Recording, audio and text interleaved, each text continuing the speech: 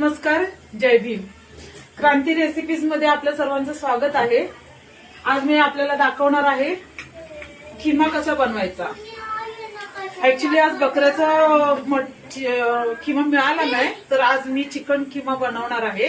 तर त्याची रेसिपीज मी दाखवते. त्याच्यासाठी काय काय साहित्य घेतले ते दाखवते. खिमा जो अर्धा किलोच्या आसपास आहे. त्याच्यासाठी मी घेतला इथे बारीक चिरलेले 2 कांदे घेतलेत मोठे. इथे शेपूची भाजी आहे. हे फोडणीसाठी कढीपत्ता. हे कांदा बारीक चिरला होता ना, तो आता मी याच्यामध्ये टाकणार आहे.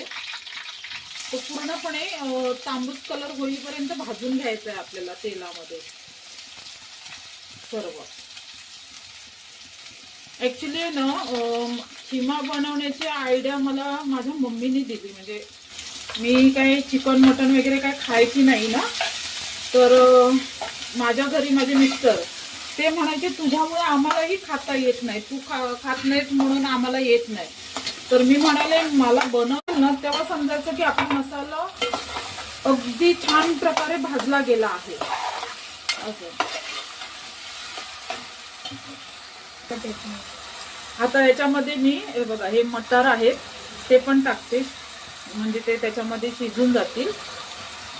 हे मटार टाकले शिजण्यासाठी. ह्याला 2 मिनिटं मी झाकण ठेवून थोडं वाफ देणार आहे. हे बघा तेल अजून थोडा वेळ अशी हलवत राहायची. आणि हे जे मी मगाशी वाटण केलं होतं त्याच्यातलं थोडंसं पाणी ह्याच्यात टाकायचं आहे. खिम्याला पाणी जास्त टाकायचं नाही, ते वाफेवरच शिजवायचं असतं जास्तीत जास्त. हे बघा हे जसं आपण परतणार ना तेवढं त्याला चांगलं फ्लेवर येणार आणि तेलही छान सुटणार. आज मी इकडे म्हणजे माझा छोटा भाऊ आहे त्याच्याकडे आले.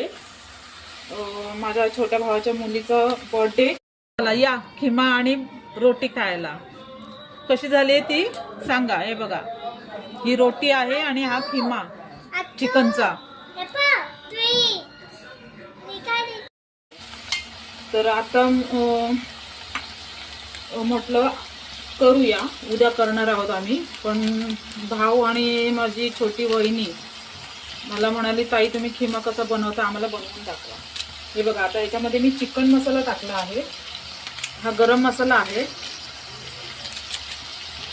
आणि धना जिरा पावडरची गरज नाहीये, कारण मी ऑलरेडी त्या मसाल्यांमध्ये सगळं टाकलेलं होतं. ह्याला मी आता पुन्हा एकदा झाकण ठेवते